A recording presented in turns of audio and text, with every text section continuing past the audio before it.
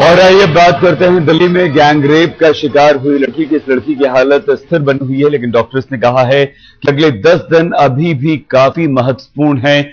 इस लड़की की इच्छा शक्ति बहुत अच्छी है, जिसके दम पर यह लड़की जिंदा है।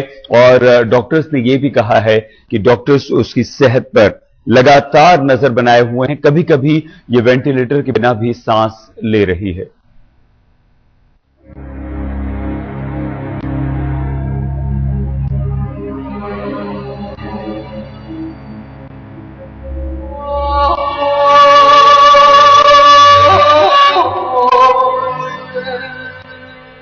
बस इशारों भर में और लरजते हाथों से इतना ही लिख और पूछकर वो आईसीयू की खाली छत को खाली नजरों से घूरती रही।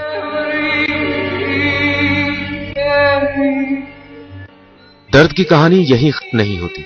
उस काली और मनहूस रात को पूरे 40 मिनट तक नुचने खुसटने के बाद अगले पूरे 1 घंटे तक वो लहूलुहान दिल्ली की सड़क पर पड़ी रही। इसके बाद जब वो अस्पताल पहुंची तो जानते हैं उसे देखते ही डॉक्टरों के मुंह से पहला शब्द क्या निकला?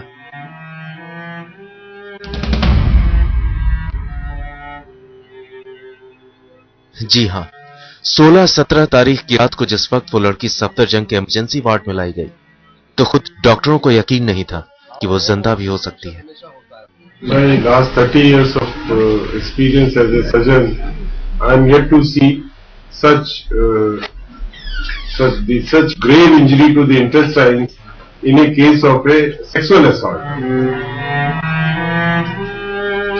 That is extremely unusual, extremely rare, and none of us have seen such a case before. दर्द से पूरा जिस्म छलनी है, आंतें पेट से बाहर निकाल देगी, मुंह खोल नहीं सकती, और हौसला देखिए, आंखें फिर भी खुली है। इच्छा शक्ति भी ऐसी है कि मौत करीब आने से डरती है। वो होश में है, सब कुछ देख और महसूस कर रही है, पर कब तक, इसकी गारंटी अब भी डॉक्टर देने की हालत में नहीं है। सबसे बड़ा खतरा इस बात का है कि कहीं आंत का इन्फेक्शन पूरे जिस्म में ना फैल जाए। Talking of here hours, we are talking of days or weeks, because as Dr. Saab has said that impending danger of infection. अस्पताल में वो लड़की मौत से जूझ रही है और अस्पताल के बाहर उसकी इस हालत पर उमड़ा आक्रोश थम नहीं रहा। उस लड़की की पहचान कोई नहीं जानता, लेकिन फिर भी उसके दर्द को पूरा देश महसूस कर रहा है। संसद से लेकर सड़क तक लोगों का गुस्सा फूट पड़ा है।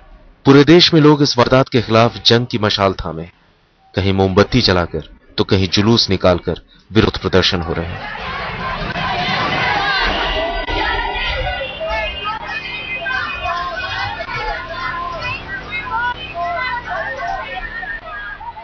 गैंगरेप के मुद्दे पर गरमाते माहौल को भांपते हुए दिल्ली की मुख्यमंत्री ने भी आज विधानसभा का विशेष सत्र बुलाया। महिलाओं के लिए मुख्यमंत्री के दफ्तर में अलग से 24 घंटे की हेल्पलाइन शुरू करने की तैयारी है। दावा किया जा रहा है 31 दिसंबर से पहले यह कंट्रोल रूम चालू हो जाएगा। दिल्ली सरकार ने महिलाओं की सुरक्षा के लिए अलग से विधेयक लाने की भी तैयारी की है। कल जो हमारी मीटिंग हुई थी उसमें यह था कि एक एंटी रेप बिल बनाना चाहिए जो ऐसी सजा दे जिसमें लोग उससे घबराएं और लोग एज अ डेटरेंट करे और लोग उससे कतराए गलत काम करने से। गैंगरेप के खिलाफ गुस्सा तिहाड़ जेल में भी दिखा। खबर है कि जेल के भीतर कैदियों ने इस केस के पहले आरोपी मुकेश की जबरदस्त पिटाई की। कैदियों के हाथ से उसे बचाने में जेल कर्मचारियों को काफी मशक्कत करनी पड़ी।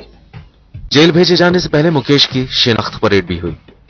मैजिस्ट्रेट के सामने मुकेश को 11 लोगों के साथ खड़ा किया गया था, लेकिन दूसरे कैदियों के बीच लड़की के दोस्त ने उसे तुरंत पहचान लिया। आरोपियों ने उस लड़के को भी बेदर्दी से पीटकर बस के बाहर फेंक दिया था।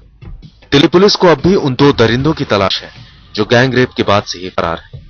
पुलिस ये पहले कबूल कर चुकी है कि ये दोनों बदमाश वारदात को अंजाम देने के बाद ही दिल्ली की सरहद से बाहर निकल चुके हैं।